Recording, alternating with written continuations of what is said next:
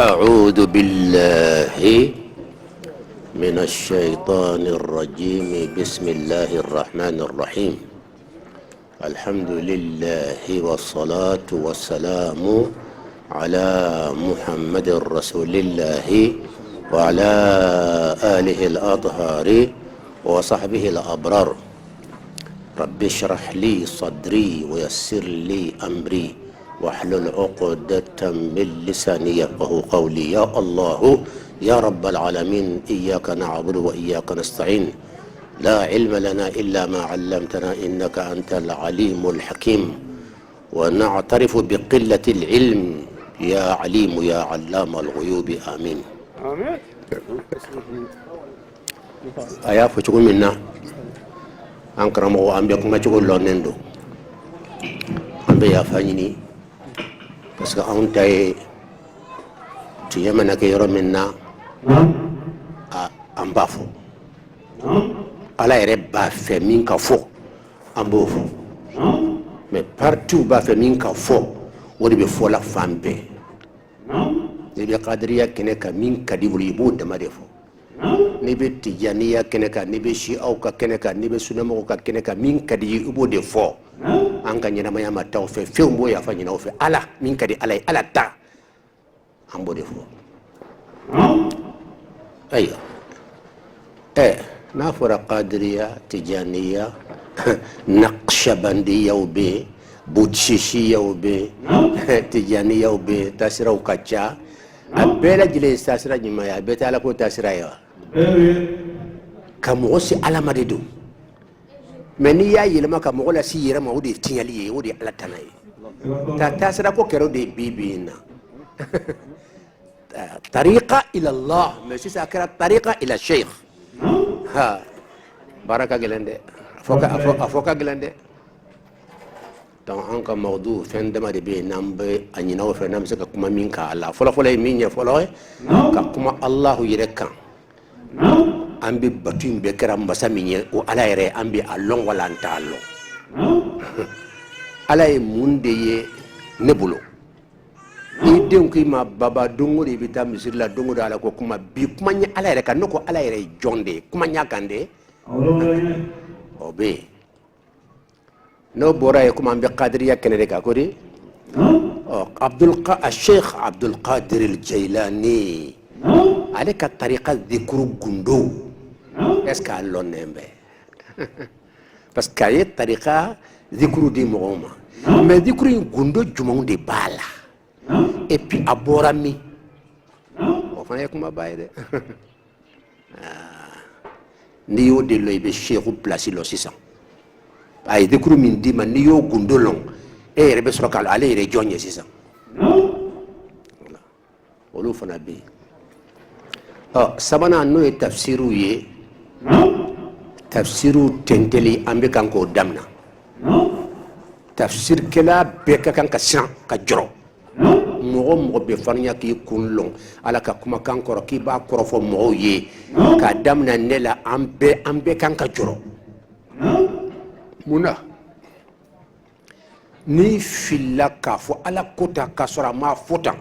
wala a ye min fɔ i m'a fɔ a cogo la wala i ni dungo doni fara kan wala ka kuranɛ aya munumunu ka taa k'i b'i yɛrɛ ka taasira dɛmɛ n'a ye wala k'i b'o kɛ dɔrɔn tafsiri balawu bɛ jigin kan hali ala kira Muhammad sallallahu alayhi wa sallam min ka bon ala ka dan fɛn bɛɛ ye ala kumana ka o yɔrɔ ala ye kankari ba de da ye a kankari ka jugu fo ka dama tɛmɛ a ko a ma Muhammadu a bɛ kumana Muhammad fɛ a ko ولو تقول علينا بعض الأقاويل لأخذناه باليمين ثم لقطعنا منه الوتين ni kuma gɛlɛn dɛ nin kuma gɛlɛn ba ala y'a ɲɛsi jɔn na a y'a ɲɛsi an ka kuntigiba Muhammad yɛrɛ de la a ko walaw taqawwala alayna ni Muhammadu ko k'a bɛ kuma dɔ fara ne ka ala ka kumakan kan k'a b'a yɛlɛma k'a ta fara ka ɲa fa ye cogo min k'a kala sawma a ma la sawma tɛ a y'a yɛlɛma ka b'a cogo la ka dɔ wɛrɛ fara kan t'a fɛ a ka min fɔ la akhadnahu bil yamin n b'a minɛ san ni ne ala ka puissance minɛ i ye sisan kik summa okofe laqata'na mbatige minhu muhammadullah alwatin akan jelisira ni be saka kantige be min kantige wala be misi kantige na be sa ronkelinde ambe muhammadu ta tege 600 fa du abe sa 600 yalo ni qur'ani tala ga kuma kan ala kadat man yoro tege ka bala ni te ko no wayne che mais ndega gele karamo te fo mo yo waju awbe ni me wala ma be qur'ani kono non fembe qur'ani kono ka fo ninde kadi ala kiraye ala kira ko abe jora jumanna ala ka kuma kan ka to a chula parce que ambe tafsiru chaman la me ambe fendo me o ta kroede korodo be fo tafsir la o ta kroe ne re ba fe ka sebini kala ala temme wasa ka tafsir kala an ka nyon temme an ka kisoma yana ka sanga se kan kofe no ta hali fatiha ko amba fo wala dalina ko mo fililun akuma ka chade hala la mo filile akuma ka chade est ce que akroere yodi kabna on dogmani ma ambo de mela fambe wala dalina ko mo fililun ala kalimani ya damma qur'an ko allah ta'ala ko wadhannuni إذ ذهب مغاضبا فظن أن لن نقدر عليه فنادى في الظلمات أن لا إله إلا أنت سبحانك إني كنت من الظالمين. Bon, نسانو وذنوني جهدوكي وذنوني يعني صاحب الحوت جهدوكي إذ تممنا ذهب أتارا مغاضبا كروكا جلي مغاضبا دي أنا كمو دبي تبنا ونيجون شيء بس كأكوكا تو على تالا وماتو على تالا أو دسوك كسلم بورا ملوني كلا وكوكاب سكاك فنا أتارا كسرو أمانة على سوكي ندميكو أيودك bon annabi ka ala ka dimi ko ke yalo ke ne okoro ya ala atutalo ka ala dimi ta ta ke ustaz atallo ati tubo ka ke abada mughadiban bo fadanna tumamina yunus beta fadanna aya bisiki alla naqdira alayhi ni koro chaman be fo ala kan koro sala no te abin ni kafiriya ne te musul hakala fengo fe men ni kafiriya kana musul hakala halbe go ya bede parce que donc on a Allah naqdir alayhi qu'on ala tena sala o tise gabe olu koro kan kabla pew non ala tise femina hali mo wara bana fo kira kafiri kuma te annabi o fanyma ni be ko ala tisola fa dhanna alla naqdir alayhi akodo qu'on ala tena sala ko kafiri yadi hali ere mana fo sa ko fendo be ko ala tisala kira kafiri o mun ba annabi blo fola akorate naqdira alayhi kafone alatina sala korotoi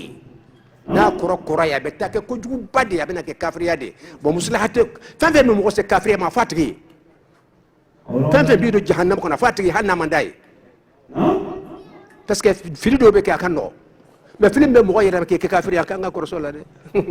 akoroj may sanno netu mbodi ma ko na chama be filalla mo shima fo ma karamo na korote alla naqdira alayhi ka fo amir la ko ne alatina sala na korote akoro fanye ke nyabi chama busere na mo shima fo anga temia na ante bila bi no koroma fo ngache he baba nere do bitam ko be sirala je o ka fo ite boya mi na rasul akoro be aya bere de ko ko qur'ane de be qur'ane korofo aya bere de be allah taala ko allah يبسط الرزق لمن يشاء ويقدر inde akoro yode setante avec kuma kelende koro flade be mo kelen koro flade bala ni yake doynye akratinyali ka fone alatna sala ay alatna se fem to fo fany man be ko lati sola mais doyinde do Allahu yabsutu rizqa ko Allahu ta'ala de be harjege fense ka chaya aka jom mana diaye ibe doy nafulu baba kun ibe doy nafulu bata kun ibe doy nafulu mancha kun mais ite do ken ye kwate hali abe min do ka to soro itoye ka dogo de ibe doy dormeta kun mais so mani taraf le ba soro abe min do abe ka fa bidumni ke inna Allah wa ma min dabba illa ala Allah rizquha ko Allahu yabsutu rizqa ala de be harjige fense ka caya liman moye ya sha'u mimman dia ali alayya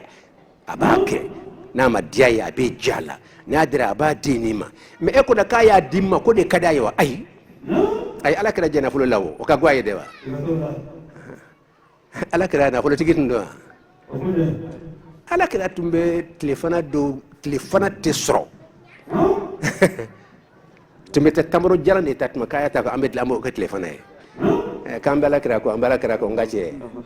muna motu ala kira ko nyore na ngache kira wote awta allo kambala kira ko sunna awta to anga nyanyini ebe kanka fadda na folo no fa ala kira dum bara don la yake ala kira ko ba ko dewa la ilaha illallah Allah yabsutu rizqa Allah ta'ala de be harjige basata de ka fense ka chaya liman yasha mimman dia wa yaqdiru na dare fana wa yaqdiru abadun adiq akura diqu de ka degunke Yunus kono Yunus tale fa dhanna an lan naqdira alayhi akuna ala tana degunna sama de do mena ala tana sala akura toyi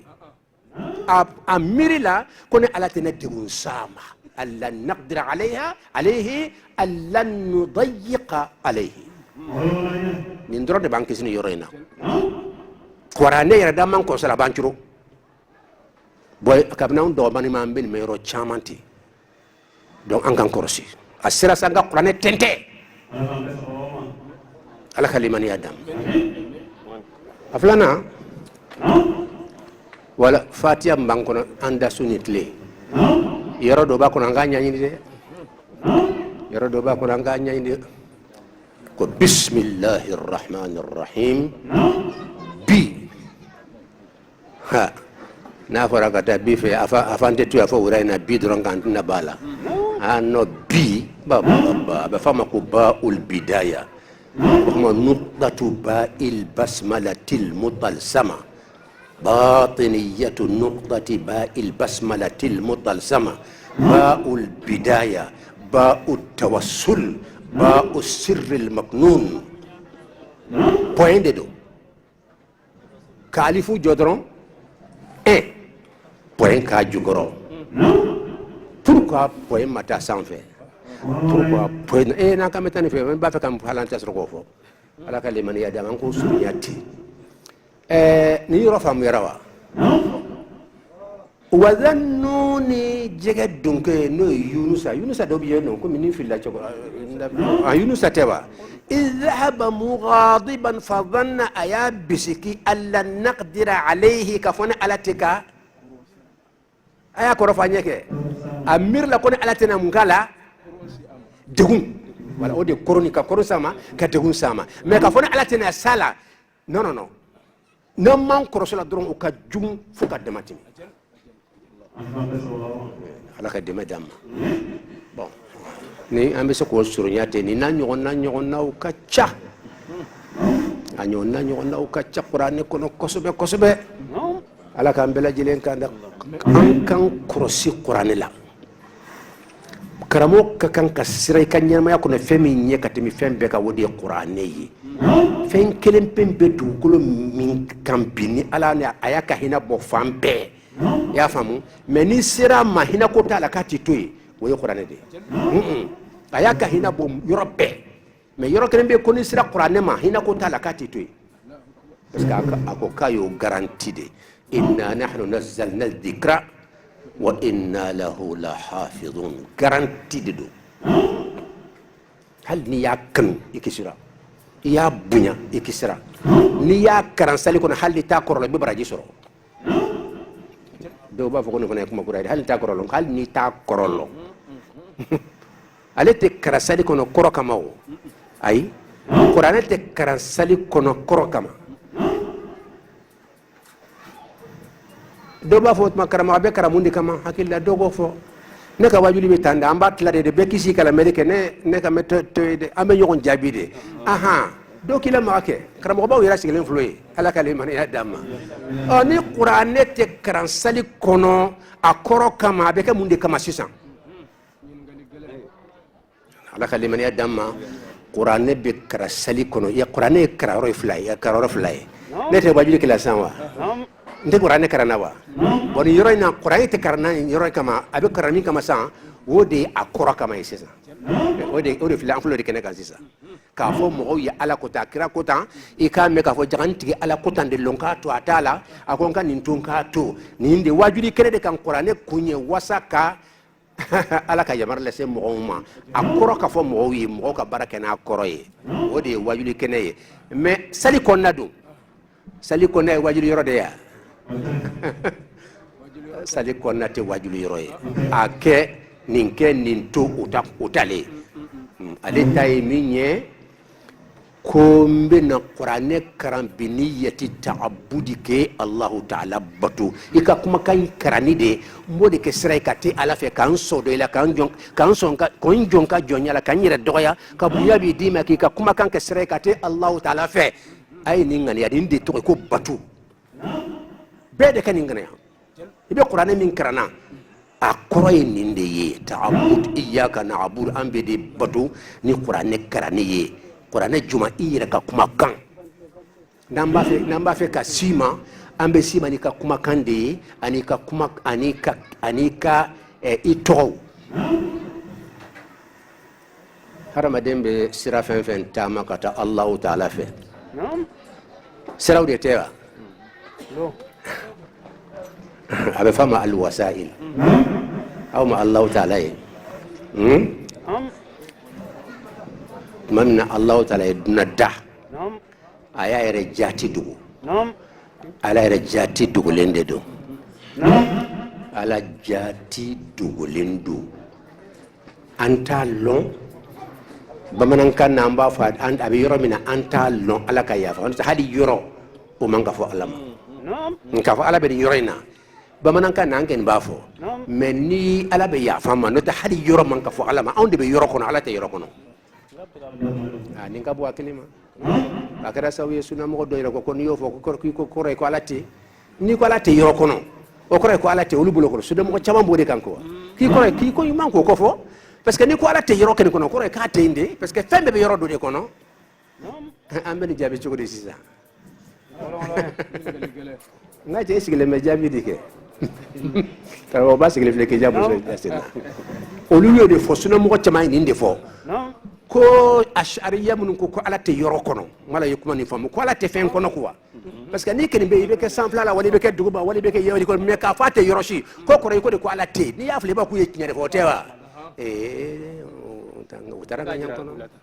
nyam kono ala te yoro kono munna daliya yimiye yoro e d'enfant de wala d'enfant de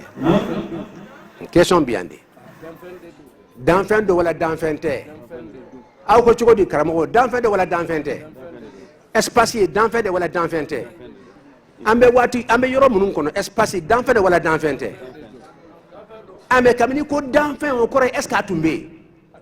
atunde ko d'enfant fengo fena to ko d'enfant o kore atunte ala ka soro ka da atunte ala dun tumbe kabni yoro madda ne ko ala be yoro kono amba fima yana ka yoro da tumbe mi o fanye ke iko ala be yoro do kono o teya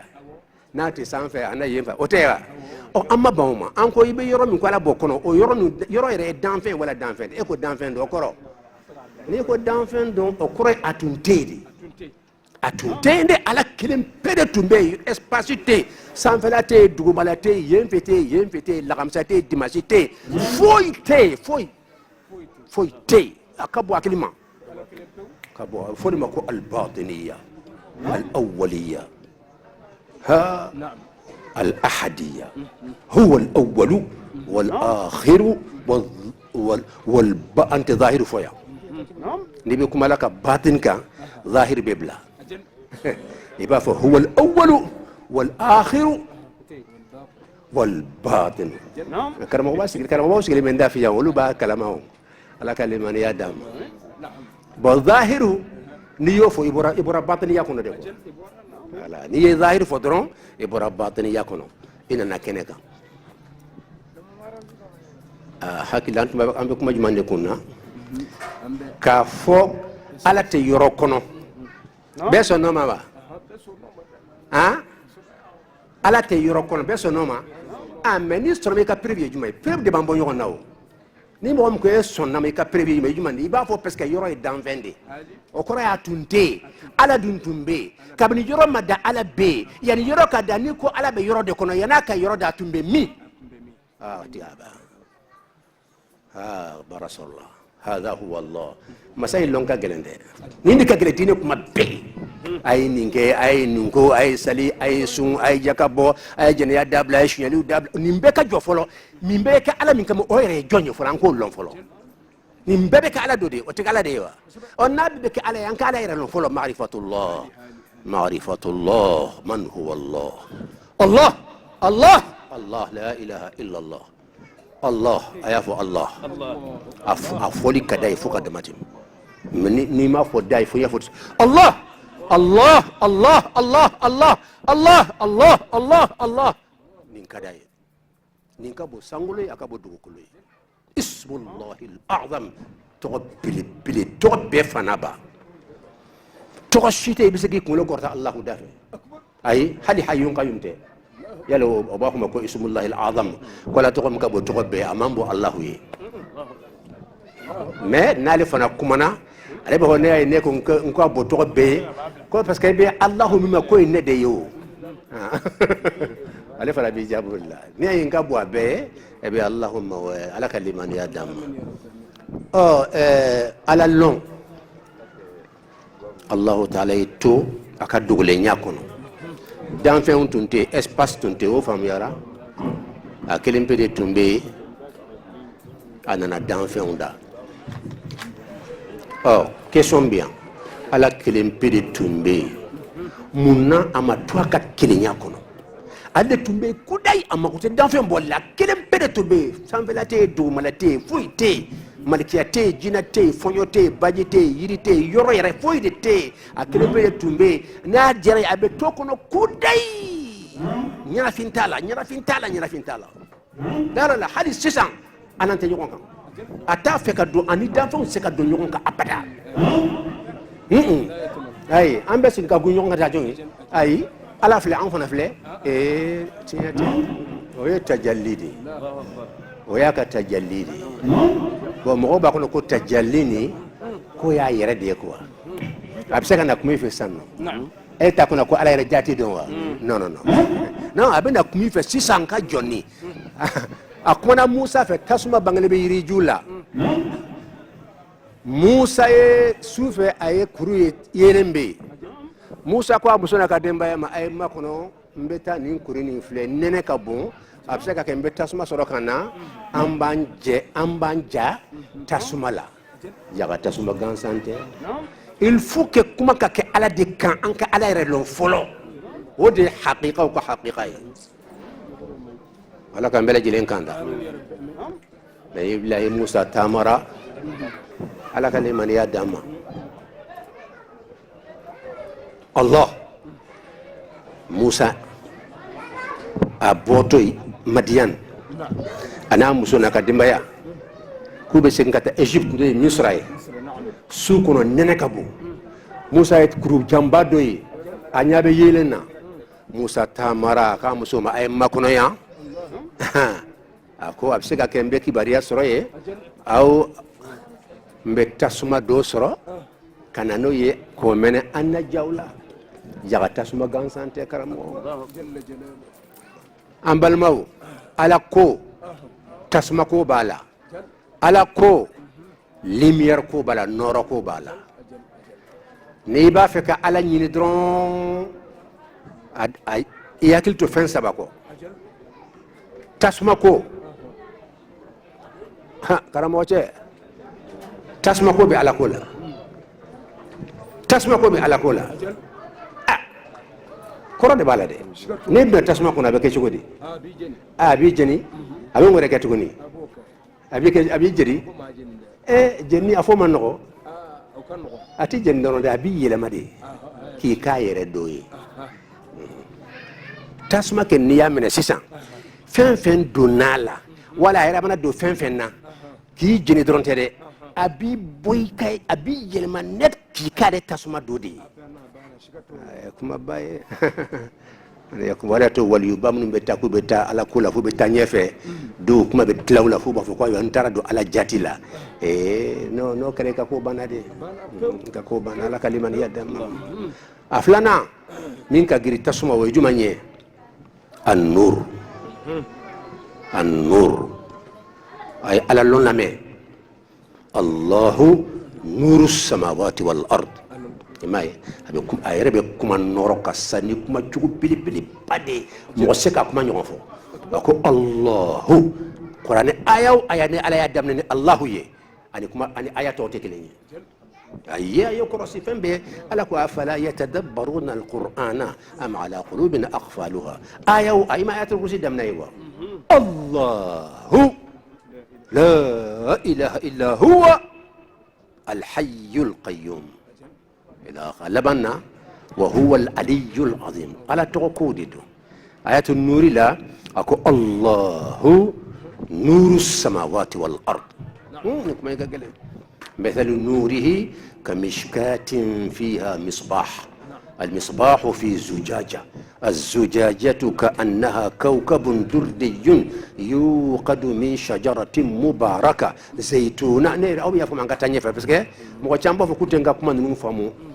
أنك تفهم ما ندوني بس أنك نينجو مكسر على اللون دك أجل بيفنا على كيا فهم كسر على دك أجل كم بي ما كم كجرين ni dugura iloni be geleya ala dugura aloni geleya ema yakuma famba be muhammad ska muhammad tumbe kene ga anya bala qasiran be dala kira la talum la kira ka afa ba ta ala taybi minum be ko zikuru minum be doklu da ka qasida utla ha min be da ala kira la man ala tay kasra juman ka bon ala tare ka bon memuna parce que ala dugura ala kira tumbe kene ka ala kaliman yadda o sisa ambeta الشيخ عبد القادر الجيلاني أي أكذكر أسرار الأذكار اللازمة في الطريقة القادرية يالو أوني صوفيوي ما الشريعة الصوفية دي أوني بو أم بطريقة بي أم بدمك تابيما نبي ولا حلو سانا كتا فو تركي اسطنبول كو كتا كونفرنس قادرية ناصرة دو بيكو النقشبندية ها وي طريقة كده وي قادرية بولمسون دوري قادرية دي توي ألوفة سرسو يرجو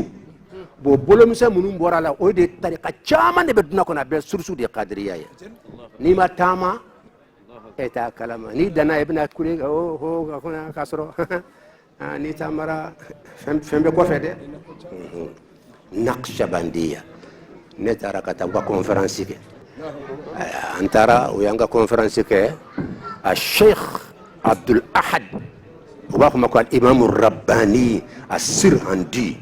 وليبدو دنيه أكرم موي عبد القادر الجيلاني دي مني يرجع سنيا يه نمي كروسي هاي بيجينا وليو شامان كده السرهندي عليك غيبوبة neke ni famuna ka nyonye dunere kono fendo be toka soro wati be ko ghaibuba baba ya ghaibubatan ahyanan takunu ghaibubatan tawila wa ahyanan takunu ghaibubatan qasira ay ghaibuba kilo na bora kono abe fendo fo bo ma ndiri kamime uluka parce que fendo banka tariqa ko nanka dikur ko la bibina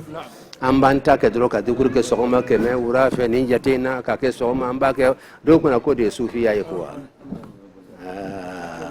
an kan janto ayira ko sira suruman bende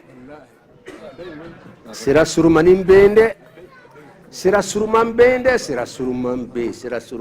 be nya ke sogoma nya ke ura fe nya ke sogoma nya ke sufe o ye dikuru ye ma sira suruman bende hala jate mancha asira surmani fana nyaay si wala otere nsigile nye yelike abende ghaibu ba yode ghaibu ba de be nayma ki tunu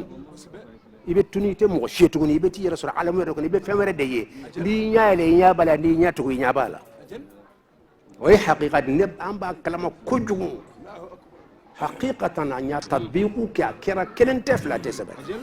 harama de ka boko fende de wallahi aya وكا طريقة o ye surusi ye qadiriya hakilla an tali min kɛ Maroc aw yo caman ɲ'o mɛn an ye o ye misrakaw ni arabu jamanaw ni farafinna ya Nigeria Senegal ye bɛɛ bila ko ka ɲɔgɔn dan kɛ alakira Muhammad sallallahu alaihi wa sallama ko ka kasida da alakira la parce an ka bi ta ye karamɔgɔ fɔlɔ minnu tɛmɛna an kuna ko fɛn bɛ olu de tala albadru ninnu ni mawlaya salinu olu ye min da an se ka foyi dilan yɛrɛ ye an b'olu de ta ka lɔnni kɛnɛ kan o tɛ dɛ n'aw nana k'aw ye lɔnnikɛlaw de ye aw yɛrɛ fana fɔlɔmɔgɔ ye min kɛ aw yɛrɛ ka do da alakira la ka kasida da alakira la ka kuma Muhammad kan sallallahu alaihi wa alihi wa sallam a bɛ cogo di don min na a bɛ na Maka ka na Madina a bɛ ɲɔgɔmɛ ka cogo di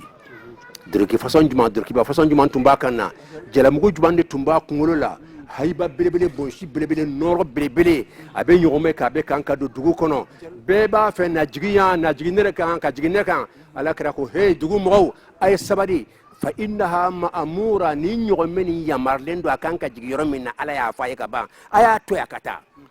bɛɛ b'a fɛ a ka na bɛɛ bɛ kan ka na a ka na lana ɲɔgɔmɛ bɛ kan ka taa alakira ba sanfɛ tan ho alakira n'a to filɛ sallallahu ala Muhammad wa sallam a n'a to filɛ a filɛ ɲɔgɔmɛ bɛ kan ka na fɛn fɛn kɔnɔ k'a bɛ jɔ ka da la a tɛmɛna bɛɛ la fo ka taa se a jigiyɔrɔ ma dɔrɔn a y'i kunkolo kɛ tan k'i kunkolo kɛ tan dɔrɔn k'i jigin ayiwa i bɛ nin kɔrɔ la karamɔgɔ cɛ nin de ye fitina ban parce que a juguya dan tun t'a la an kɔni e tun bɛ ne jigin anw de kan an kɔni e bɛ na jigin anw de kan anw de ye jamana tigi ye anw de ye kabila in suruso anw de y'a dugu fɔlɔfɔlɔw ye o ma sɔrɔ a la o a y'a to yen ala bɛna bila a ka jigin yɔrɔ min na mankan ma ban ka cɛ ala kɛra ko ye kabako de ala ka limaniya d'an ma kuma la surun na Maroc ta olu ta kɛra dugu min na dugu tɔgɔ ye ko Madar u ka région tɔgɔ ye ko Iqlim Barkan ɲɔgɔn da in kɛra yen de ala y'a kɛ alhamdulilahi hakili aw bɛɛ b'a kalama Mali kɔni ye kunnawoloba sɔrɔ arabuw cɛ la arabu lɔnnikɛlabaw sigilen bɛ c'est première fois hali ni i danni kɛ u b'i janfa siga si t'a la farafin ka taa kɛ fɔlɔfɔlɔ ye arabu o kɔni u tɛ sɔn a ma abada mais u ye min bila ko ka jugement kɛ sufi alaɲasira jɔnba don a ko an'o ye ne bila ko ka mɔgɔw juger min mana passé hali n'a y'a sɔrɔ baarakɛden don n b'a la passé a sɔnna k'an wele ka taa sigi jama ɲɛna ala ka limaniya d'an ma ala k'an bɛɛ lajɛlen kanda donc an bɛ min fɔ dɔrɔn Sheikh Abdul Qadir al-Jilani ayi a ka ɲi a ka di ne yɛrɛ tan de a ka ɲi a y'a to fana ka baraji ni sa ala n bɛ n ka wajudu kɛ n b'o baraji sɔrɔ n b'a minɛ n tɛgɛ la n b'o baraji sɔrɔ cɛ ala ka limaniya d'an ma Sheikh Abdul Qadir al-Jilani ne taara ka azkaru filɛ parce que anw ta ye recherche de tariqa si tɛ kan t'i ka zikiriw filɛ gundo min b'a kɔnɔ k'a ɲɛɲini an t'a sɔrɔ ala tɔgɔ saba bɛ yen a ye fama alhamdulillah alo alhamdulillah malika a fɔlɔfɔlɔ ye Allahu al-Maliku al-Haqqu nin ye Sheikh Abdul Qadir al-Jilani ka tariqa sirruba de n'o bɔra yen hasbunallahu wa ni'mal wakilu nin y'a ka tariqa gundolo ba dɔ de a ka kan i bɛ tariqa min na a gundo i k'a lɔn a gundo lɔnni de b'a to i b'a dugawu jaabi sɔrɔ ka teriya n'i ye fɛn gundo lɔn n'i ye ala wele dɔrɔn jaabi bɛ na joona mais n'i y'a k'i kunfɛ ten i t'a lɔn bon jaabi bɛ se ka na ala ka ɲumanya kama maa bɛ sumaya fo k'a lɔn de wala taqfu ma laysa laka bihi ilm inna as-sam'a wal basara wal fu'ada kullu ulaika kana anhu mas'ula ala kala bon n'an ye hasbunallahu wala an ka daminɛ ala tɔgɔ la fɔlɔ Allahu al-Maliku al-Haq a ye mubin fara kan o y'a dama ko ye mais gundo tɛ mubin kɔnɔ gundo bɛ Allahu al-Maliku al-Haq a bɔra min nin bɔra min la ilaha illa Allahu al-Maliku al-Haq al-Mubin la ilaha illa allah al malik al haq al mubin ni foli kadi ala ede meni mborami antara nyanyini ka nyanyini fa antara qur'ane daile ka tasoro jaga qur'ane aya do be abora yende ala ka yoro minna fata'ala allah al malik al haq la ilaha illa huwa rabbul arsh al karim abora yende mogoy noroni aya ne be yele dungo do fokati say tejigi abadan fata'ala atelena fata'ala korda kortara atejigi abada jon allah الله كلمة الله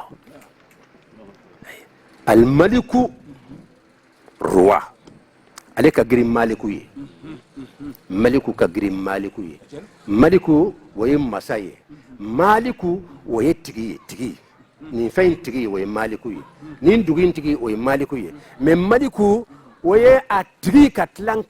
كرا ابيلا جيلين كروا مساباي عليك غريم تغي يا با كونو mais ni ay kratiki yenke de nyem ede patron yes ya ya katla ka fo al haqq tinya oh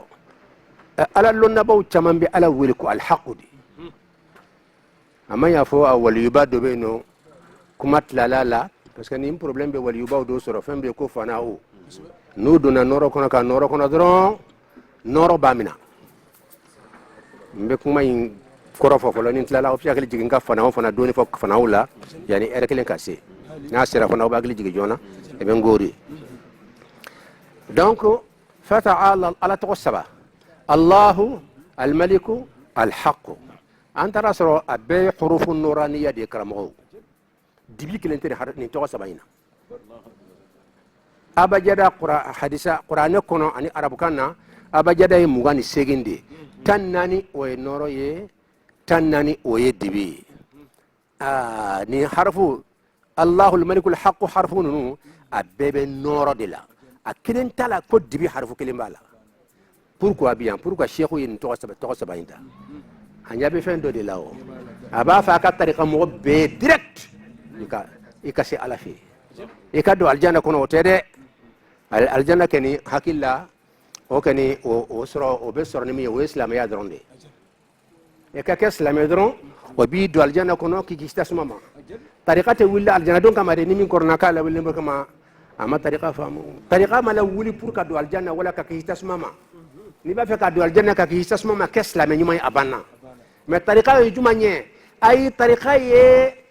aljanna ani ka ki sasma ma o ya da makoye me allah ta'ala yire soroli o ka green katemi aljanna donika ala ka dinye soroli ka ala ka ta ala yire fe inde o de o aljanna ka bon aljanna doniye o daliya bi qur'ana kuna ala ko yoromina waridwanun min allahi akbar ko kale ala ka dinya soro kane ala ka dinya soro ka jonni bembaliya ka banni che nki kanu ka fo ni garanti ka bonka funuma iflen ka dukolo ka ni kanu ki kere kere nyereye kan ka dinya di ma ni garanti ka bonka funuma o ka bonka temi aljanna donni ka o daliya jima qur'ana kono allah ta'ala ko waridwanun min allahi akbar ka ala ka dinya soro ko ka bon aljanna donni anga Sofiya kono anga nyini fe famba be waliya dimma kashfu dimma e kanke qutbuye e kanke noro waliyu ka kuntigi badoye e kanke gausuye onanyo ona otewa ka soro febere be min ka boni yeni kake waliyu mani nyini waliyu noro tigi bannu mani nyini abdul qadir waliyu bannu abdul qadir al jailani أحمد التجاني النقشبندي الشاذلي محمد ماضي أبو العزائم وليو كتشا وكان ينفع تنتهي وليا ديما ننديما أوتيلا بس كنيو نيني أبي فاما كي يفندو نيني دي إيه كان ينفع بيندي إكي بني على دي نينا أوتينيا ما إيه فنا كان ينفع بينيابو فنا على دي إيه تابيندي ويامبو يونا على كلمة يا دام دون قرآن كونو waliyuni sahabawni ahlul bayti ka jihadu fen nu yake ala kolo be munde nyinina anka qur'ane nyininka qur'ane ko kube femi nyina yabtaguna fadlan min allah wa ridwana yakuma bayde fo qur'ane de kambo yona fo qur'ane ndi kafle fanka se qur'ane de ma tinya shite ndabe qur'ane bo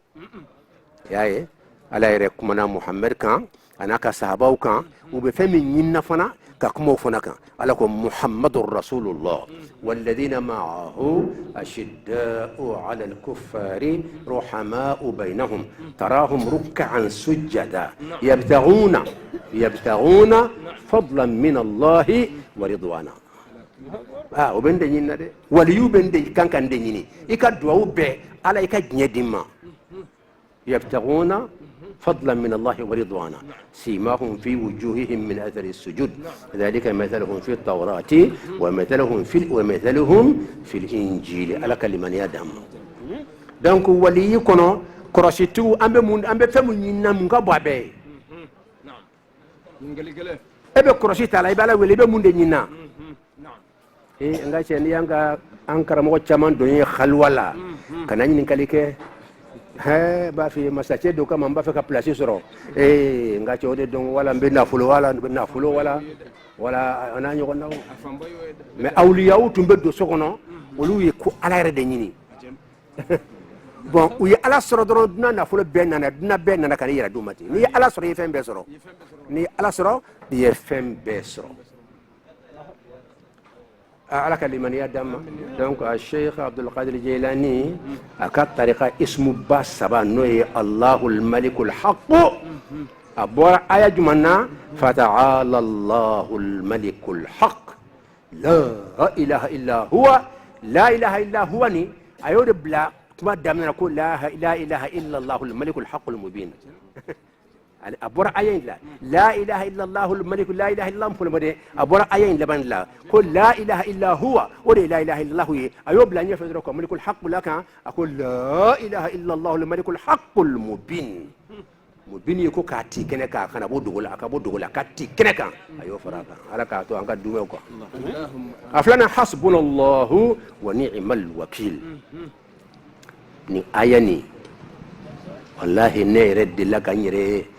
sigo do la yoro bed problem badu na kan datugu pew mbe bo chogo ntalo ni ayay nyode fodro kadda gusi kadda la nyanyere soro billahi hasbunallahu abe fotande hasbunallahu tere hasbunallahu ay anka fotande hasbuna hasbunallahu tere hasbunallahu tere hasbuna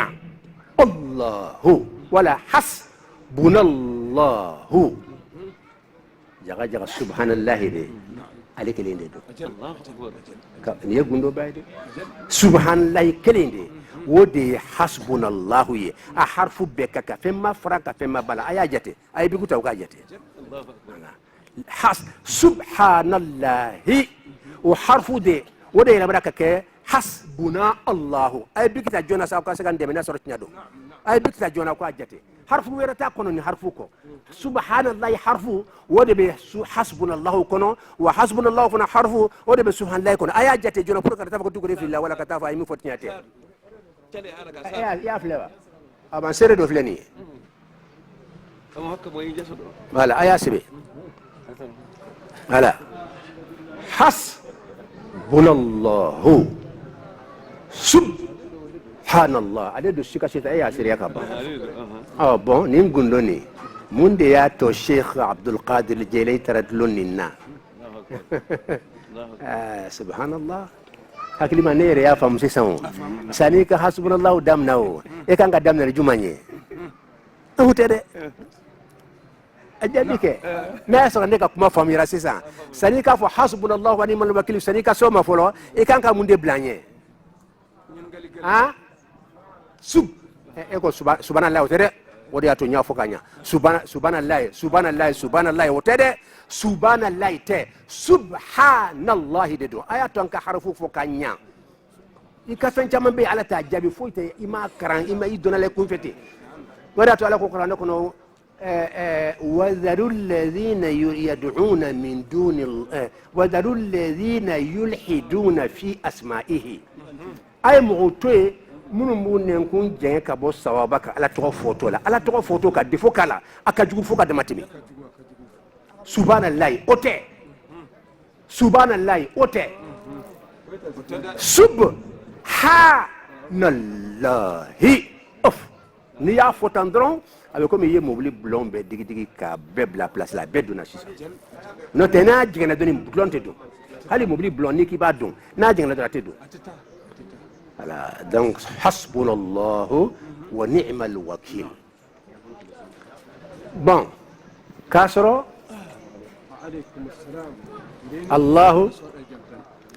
Allahu harfu de fɔlen bɛ hasbunallahu tɛ Allahu ye wa ni'mal wakil o tɛ wa mais Muhamadu tɔgɔ dogolen b'a kɔnɔ yen Muhamadu tɔgɔ dogolen bɛ hasbunallahu hey karankɛlaw a ye big ta donc waati bɛɛ tɛ sɔrɔ donc kelen mana sɔrɔ an ka majigin an ka recherche kɛ an tɛ foyi ɲini Ala sago kɔ tiɲɛw hakika ka se ka lɔ Muhamadu tɔgɔ dogolen bɛ hasbunallahu wa ni'mal wakil kɔnɔ o y'a kuran yɔrɔ dogolen ye o y'a pour que a ka ni jogin o y'o yɔrɔ ye o tɛ hasbunallahu ye kuran dɔn dɛ a bɛ kak n'a gosira hali dugukolo la a b'a ci a bɛ kak hasbunallahu ma ye n ko a bɛ kuran aya min kumana kan ko a fɔra de alladhina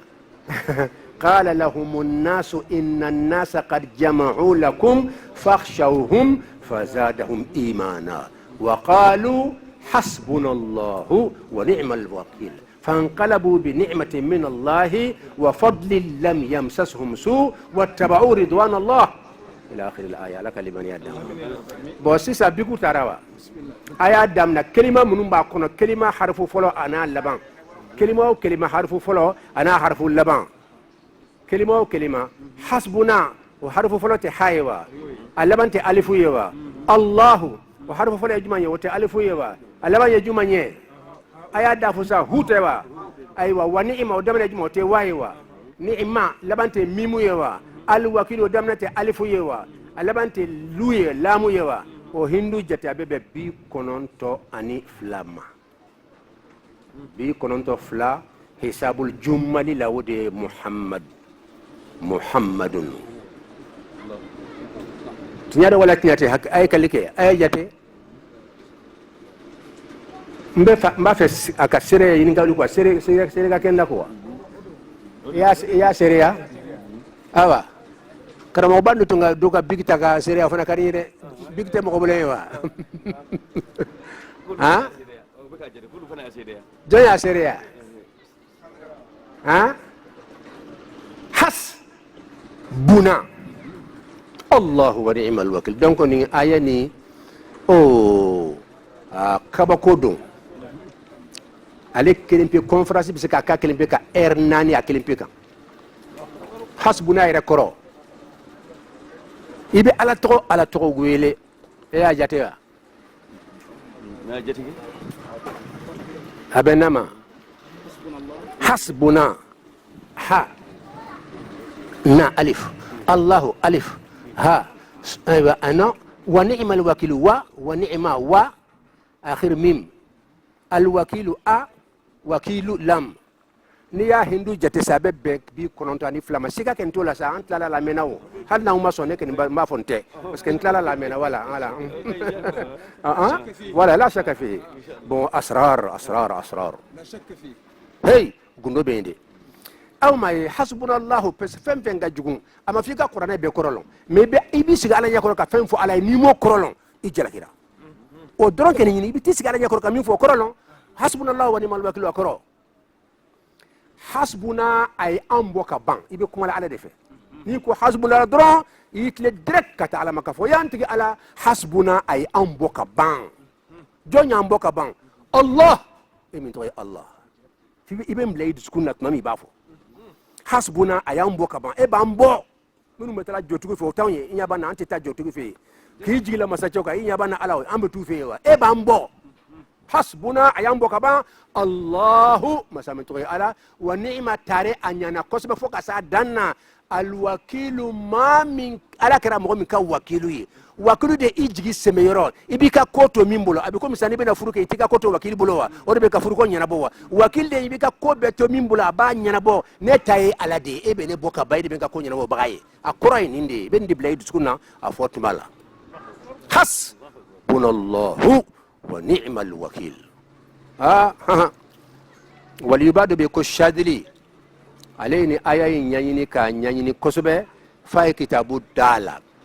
kitabuna ya to da ko asirrul jalil fi khawasi hasbunallahu wa ni'mal wakil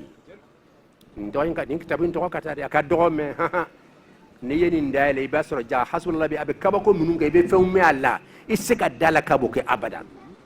kitabun to ye asirrul jalilu fi khawasi hasbunallahu wa ni'mal wakil kala kalimani ya dama ala kan bela jilen kanda donc kuma la suruna ayo wati siraka ban amayni allah ta'ala fe loni nafama ala ka di ambela jilema ala ka ke mo yemin ba damna juma nafro wo ala lonye ala long wodi to ko limaniya wodi aqidai na'am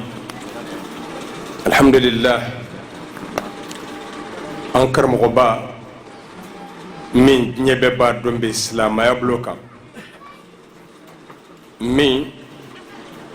ate kuma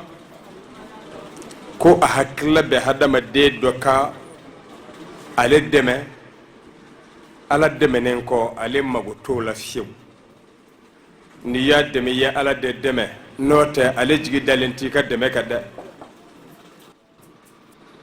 antum ko shekhu kan labi doni segen kera ka segami ala ka sara khairala ba anga kuma kono ale segena ma e hakli jigi yorodo ko mu wala lonko wala ka dauma a folo ye ko ala te yoro kono ko di be dob se ka fo ala don ko kana me nyon fa yoro be de wa huwa ma'akum aina ma kuntum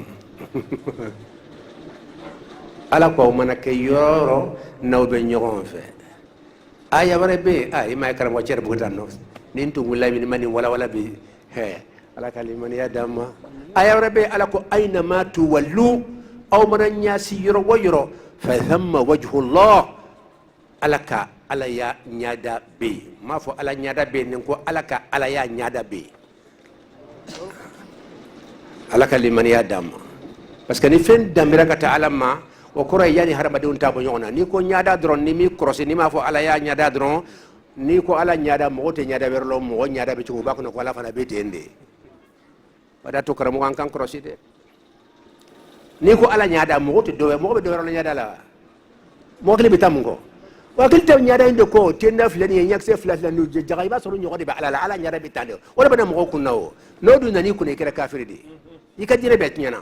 Pourquoi? Parce qu'il y a Allah sumaka d'enfant. Allah dungo Qur'an kono laysa kamithlihi shay'un wa huwa as-sami'ul basir. Sadaqallahu al-azim. Ali foite suma nyoma.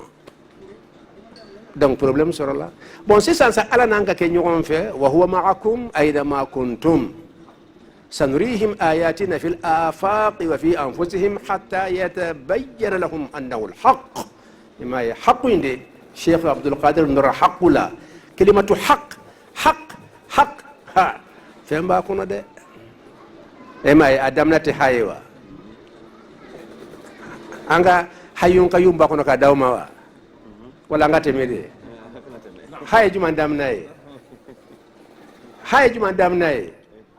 hayyun haqqun qafiya jumanya qayyum fili koroni kalimatu haqq abi hayyun qayyum deira الحاء حي القاف قيوم ودياتنيكو الله حق يا فهموا هو يرد بحي قيوم جاتما نت كما اني بيولون لا اني ناني كان واتي بك جاتي من الله حق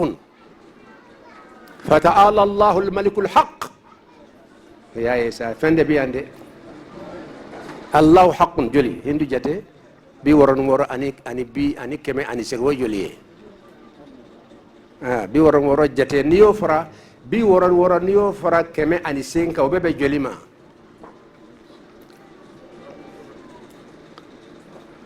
ala kalimani adam e matal sawa karam waje big bebul big tane bolo do ma jate wa embe ko flala jate ke jona e katringa jabi dio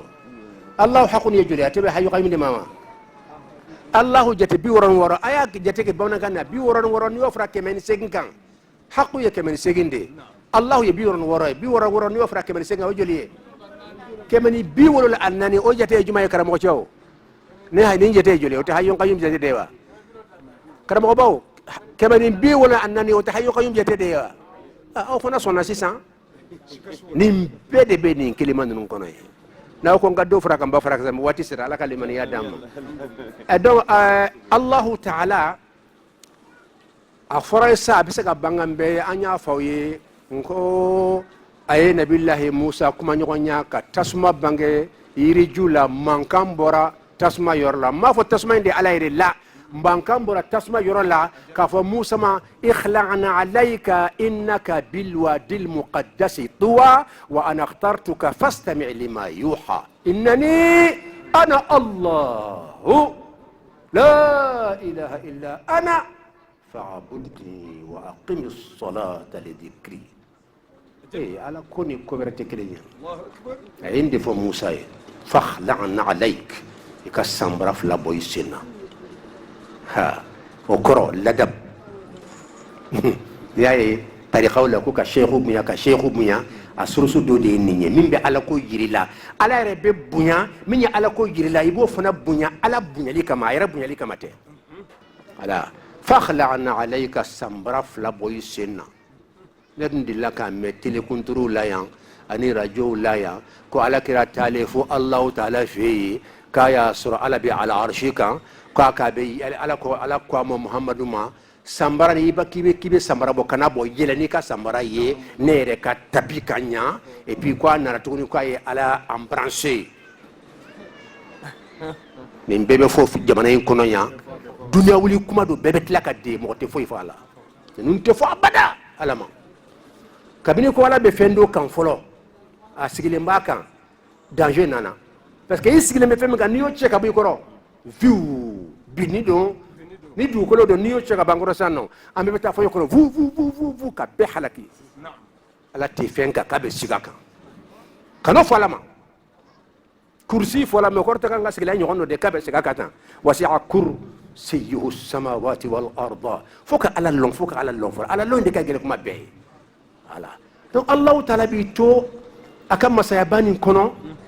ay Musa kuma nyonya ako Musa ma fakhla'na alayka innaka bilwadi almuqaddas tuwa wa ana akhtartuka fastami' lima yuha itluma jone ala bena min wahyu kana imam Musa wa wahyu jumanye ala kwama innani ana Allah ni tawkidi innani ne ana ne yere ne tawkidi ka kuma fuka gele ka sadana ne de to ko Allahu fata'ala Allahu al-malik aw yaay innani ana Allah ay mulaka tawhid la ilaha illa ana ay mulaka fa'budni ambe fem tamnu foni sali sun jaka abeka bu me fanka ta ala yere nabina ala bina sobe fa be munde fo abe kuma yere de ka fo o de ka bo tempe ako innani ana Allahu ay tawhid laka la ilaha illa ana ay mulaka fa'budni batu dine fana babiyande wa kisibe yande maka kisi abiyande ka ala lon ka tawhid sabati ka batuke munna batu ne ame be jenya dabla kibe shali dabla kibe namara dabla kibe sali ibe sun ibe ninke ngi darade ni ma dai biso ko kewa ala ko wa ma khalaqtul jinna wal insa illa liya'budun kaubla duna kono ya ko reta la kampatu batu ye juma nyaki yire doya ne ala ki ka jonya lo feb ki ka jonya ki joy ka jonya la dungo do kati tinla fo duguma nye ka kulena ki kudibe ala wele nson ni mbede hali ni be na folo ina ala fe ake batu ya ila ka ke batu yi kanada warima ala wari dimma o yetinya ye mais ni yambe kan ki wele parce que ntese ka nyai ko nyenjon ka jonya lan tinja jotu wele e de ntriyembi batu nka ala wele batu dode ye baraji fla soro ngani ya ke baraji fla sisa batu ani ala wele ya fla soro ngani ya kama innamal a'malu binniyati ala kalimani ya damma donc est-ce que Allah ta'ala o aka nabillahi Musa kuma nyonya dukulo sanfe ka fama innani ana Allah o kora de ko ala jigina wa zu kanawa aw be jabi be de fo ka jabi de voilà parce que afora suwo so kala be jiginde wuru ka be jigin kana dugu tlafe o de fora abe hadisa fana kono ko hadisa salen do fana yanzilu ko ala be jigi suwo so dugutla fe kana nga sangolo for holena aba fo jombe ngwele nkaka wole kana me jombe ndeli nkaka nyini fen dama ko dongodo ala be jigi ni koro ebulo e kono ko teles atoko ka avion façon to ay avion façon mi fa mun ka jigi ta to ko ni kono ko hélicoptère be jigi chomina ala fana be natende wallahi do ba miritande boni nin nani kunna i ka tawhid tiana taw munya tian o kore foro ko ala nana ala arsh jukoro folo ni ala ken jigina o kore abola arsh ni sanche ka jigin kana sangolo wala donc arsh bani sanche ala dun ko kotte ke abada arrahman ala al arsh istawa abe toinde abada ate jigi abada jati te jigi abadan la ilaha illallah kana fo ala bi arsh jukoro kana fo alama ikabatu be jena توحيد بدنا الرحمن على العرش استوى على القرآن كنا بسم الله الرحمن الرحيم طه ما أنزلنا عليك القرآن لتشقى إلا تذكرة لمن يخشى أمبا فكرة مغني كمانا قرآن آية كفو كأركنين كمانا إتي على كافو لتي قرآن آية كريتي حدي سكران ويبي جمال من كمانا يبو بوازن يبو فعلا parce que bi kan ka yere ka ide de dokuna fo ikara ta de fuye ikara ta fuye kele mo ma qur'an aya kele me hali ki yere hal na kuma bunyina hal na diari wi yere ni non a tanga tinga fo taha kalimatu taha taha ما أنزلنا عليك القرآن لتشقى إلا تذكرة لمن يخشى تنزيلا ممن خلق الأرض والسماوات العلى الرحمن على العرش استوى نندي على سونا كماي كو عليه كرة تلمبي على العرش نشان كده نيكو أجينا وكرة أنا جكرو دانجر مولا بولو تقولي دانجر كشده وكرة يكو على لمنا كك محاط دي محاط ay kuma ina me ko sebe ni kuma ko gidi wada to mba ka tiga jona to anta to est-ce que be famu anga tima fe parce que sans de la muso do ko ay wa ko ni kuma ko ma fu fama la ko ka fam yaw te kire no te nunde ka giri mi fiye wajul te ke be ka fam ya ko ala alhamdulillah voilà bon ni ko la jigina ala kara muhatu lanwa net ante muhatu de ante ambe mun te di ambe mun te ya hein sangole kele be kanda tugu du wala fana mbo sanfe yoro kele kanda tungwa otma ala fana kerati donc ala yere me dan fenda na chama cela fe on kera ka munu mais sanfe la ban sanche yefe be donc ayere do nakono non te fo ala ma hada la yuqal ala muhit de wallahu min waraihim muhitun wa laysa muhatan ala te muhat de be fe munu ni ken jigina don ijgira fe mi kono yi datun kaba ala dungo ko teke abada ala de muhitu yi muhitu ya ale de burumune be fem bela jelena mais amurumune be chodi o ya dama kuma bayi o ya kuma ba do de karamo to ko fanye bi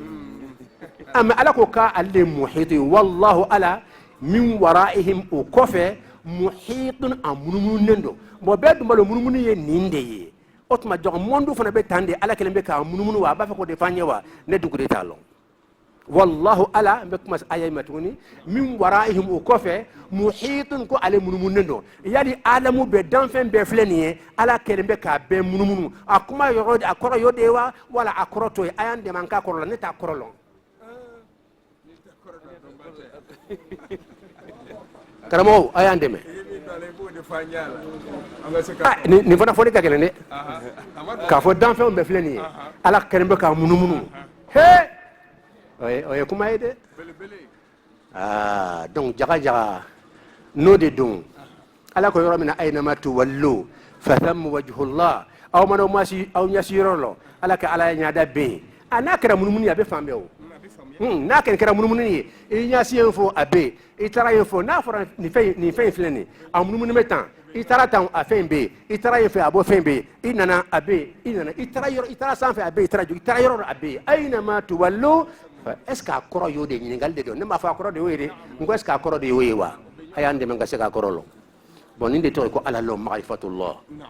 o si sansa ala kiyere bange nabillahi musa ye lumière filɛ yiriju filɛ tasuma b'a la yelen bɛ kan ka bɔ yiri ye kɛnɛkɛnɛ de ye mais tasuma m'a jeni yiri kɛnɛ a tolen bɛ kɛnɛkɛnɛya la tasuma b'a la tasuma m'a jeni yelen bɛ kan ka bɔ fan bɛɛ musa bababa a ye fɛn ye a ma deli k'o ɲɔgɔn na ye o don voilà ala ko a ma innani ne min filɛ nin ye donc masa min bɛ fɔ al-arshi ni sanfɛ o ka yɛrɛ sɔrɔ fo dugukolo ka ɲa ko innani ne min filɛ nin ye ana allahu an bɛ nin faamu cogo di الرحمن على العرش استوى كابي العرش منذ عالم بكوفه فو العرش نسانجي كالي بيندي ما كان يرسل دوكلو كاكا فو موسى ما انني انا الله امبو فامو تشغو دي ني يا فامو كافو تجلي دي ابي فورم التجلي فلما تجلى ربه للجبل جعله دكا وخر موسى صعيقا voilà jaga alab se kito al-arsh ni santi abe ate bo place là mais ka duna be kuma nyonya ka ta yoro be ka kuma nyonya fe ka fambe yiri la fiba ka kuma kamme atme musa kuma ka kuma kamme o korote ka jigina de ayra jati jigina de o ibo wala karam ko ce indi be ala be tande mais ne tara miri pour que sekani mo ko sekani famu doni sera ka suma min maduna kono parce que ni ni kuma ba façon ni ma se ka suma fen do ma mo bi nyagami ya famu bi nyagami ba fo bi wajuli an nyagamira an bi ta yoro an talo mais ni ya exemple di bebe la rafiya san e hadama den to sera ki yira dina bela kuma te alawo e bi se ki yira dina bela ci godi e bi television no barakallahu fi e be bo television na e kelen betewa ha Fransikaw makakaw dina fambe ko anye karsa e suro ni télévision kera millionnaire ibe ke millionnaire ou million de ye ni télévision kera million tanye ou biye e kera fo mo yele maraka ke million tanye e dunye kelende be dungo kanye suro aw ye minye wo kacha ka soro fe nyira e kelende donc ala yere jati be mais aba yira limin keniye o ya ka tajallidi e sera ki yira dina bela fo ka do kuma nyonya e sera ko ke ala be se ko kewa ala ko fle kene kan kana fi be kala ko nyanyini cho don te be nyagami ab se kana se ka kuma befe mo korte ka jigina la non nani kuno dro baratina ala kalimani ya dama ka fo avion jigina to ko mene kan o be famuwa ha aw talo anka do ko lembe galaxy ko mene de anka den do ko lembe flen yeta ayal amba anti phénomène ka ba o tewa mais ni ya suba anka alay gala alamu min da galaxy kono ni do ko fli ba cinninde hali lolo do be saka ko be jigi do ko ka non lolo hali claim fletan a saka jigi do ko ka parce que tle ko kaka bo do ko le chine ba do ko million aniko donc abi komi la ilaha illallah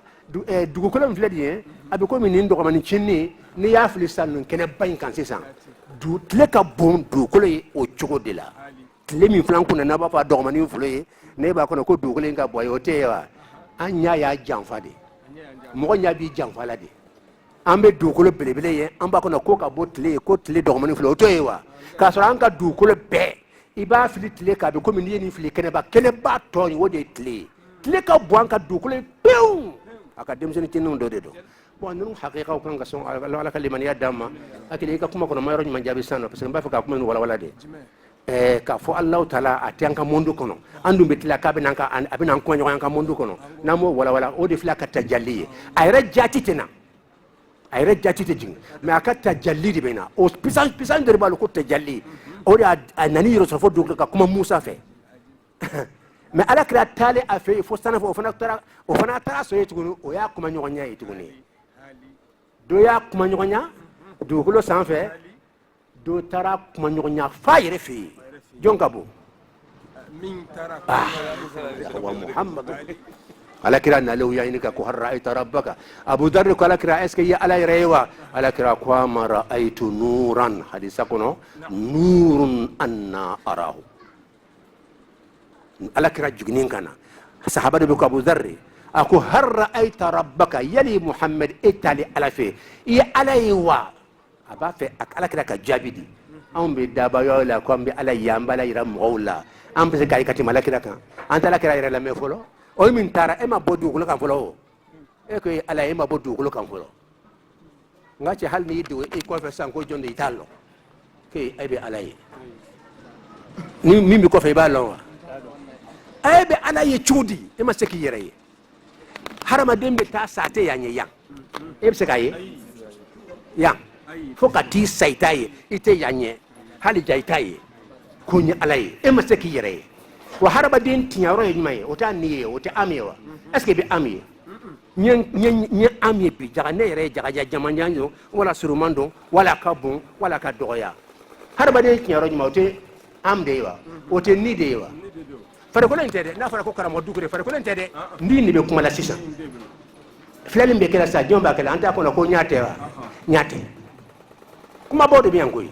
ante tlote melikela tawa anta fa tlobe melikela wa tlote abada bolote lam gala ni yawa bolote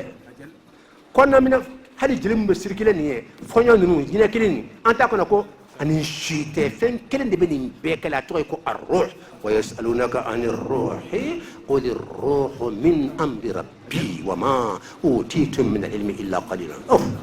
ar-ruh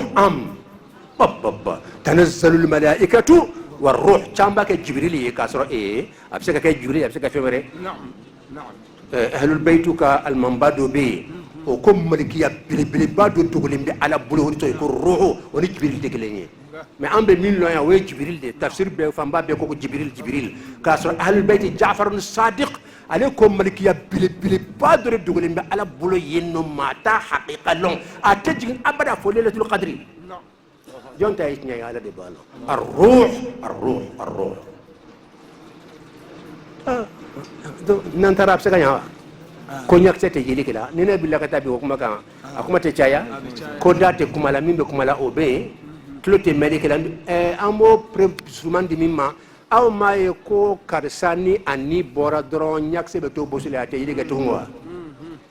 min tumbe fleli kila abora aw maye ko ni mo ni bora ka ba ko karsa sare be ta so date kuma tungwa min tumbe kuma la obora klebe kuma tungwa medika tungwa min tumbe medikera atara ibe fen ki kanyene ma ya amisema na kuma babbe ale kirem pede ba beke na tara fen bebe jo fen be jeli be jo ate sirkile tuni ate medore beke tibla boy beke boy donc mo yere tnyaro oti ni de wa a emasek ini wa imi yere ki alayo emasek yere be alaye ibessa ini talo ini ka kigunya ba ini ka karamba nan nini aka janwa aka surunwa ha abe fulale ke jigodi ayi aka nganyanwa jemandowa fimandowa insugora labi fuka di saitiro fuka di saitiro donc ala ko anga suma fen sabanka janto ko nan babu ko filila tasuma noro ni be kaba ko ke meni ka ba ke chodi ni ki bo nyina te gelede awa na fara ala jigina ke ba ko ma a jigina ko ma be jigi chiko mina ifilla dusukum be yeli ke nya fileli yoro were be haramadin na minta nyak seye an so na ma ba masoma o be fle nimbe fileli ke dore be haramadin na minta nyak se flabe yeli ke aha abazi ni otewa ala kalimani ya dama bon kramgo ya kuma fo itara fo susula no terebe min no fe sigora sure ma yeli kewa mo min sigora ay yeli ke wala ma yeli ke aya ye nyak se flande ya yeli yo flali yoro wure be harma den na minta nyak se flaye bon nani na to kun tuma ka to jabi parce que yoro do nyami lembe yoro nyama be ko mawla nyekuma munu fo yoro nyama nyami lembe ma parce que wati sera menata nga kuma munu nya fo sokoma na yoro mambe na majea mbele kan do wala san parce que fo ala te yoro kono nklara ka wala san abina ka mondu kono bank ma nyoy edu ko kate mondu kono anyo wala san o yetta jallide donc yika kuma kono tinye yoro saba nyoy yoro mambe ay question posée ambe conférence la kuma munu fora yoro ma fam kuma kono yeni kata kon mi fam ya ina ne fam fay exemple da voilà o de ka gel exemple da voilà ma yoro ma exemple di minna wala nyamul ala kalimani ya dama ala ka mbele jilen kanda loni na fama ala ka dambele jilen ma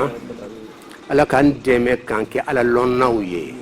كادمنا الله يرلوني لا فلو من هو الله نيبا فك على السمان على كوس سمان كمثالية كدنا كنو ويجمع واجد كنو سيسان نيبا فك على example سمان على كولا دنا كنو نافر على بفلالي كابي يلي كابي نينك إبو سمان موما وينيدي نيت فلالي كوا إبو فلالي تقولون إبو نيكا فلالي تقولون نيت كمالاوا إبو نيكا كما تقولون إبو دادي كمالاو كسر نيدي بكمالاو مبا كتقولون وا o ema se haraba dembe femun ko woyere malon folo kuma te Allah taala nafura be yelike nafura bulobe alala nafura nyabe alala nafura alabe taiba ko ko bo suma harama dema ko waji o ala nyaada e bo suma harama de nyaada ma barama tinyawa ere tama se ka famu ere compliqué lende do harama den compliqué lembe katimala ka dan fembe kan non ni fen sababu harama den kono o lu ye secret bilbilewde a folo folo e amie a fulana nye القلب كير السبنا ودي عقلي القلب اقوى من القلب اقوى من العقل على الترتيب الروح هل الصوفي فينيه الروح القلب العقل ولا ام اني كير اني اسبري دو بفو ام كو اسبري كو ني اسبري non وسيسا ني فين سباني ني با فكاتا على في ibe ta do ikono katani fen sama de nyanyini parce que ala dugolendo e reparti min dole me ibo de ke ala nyini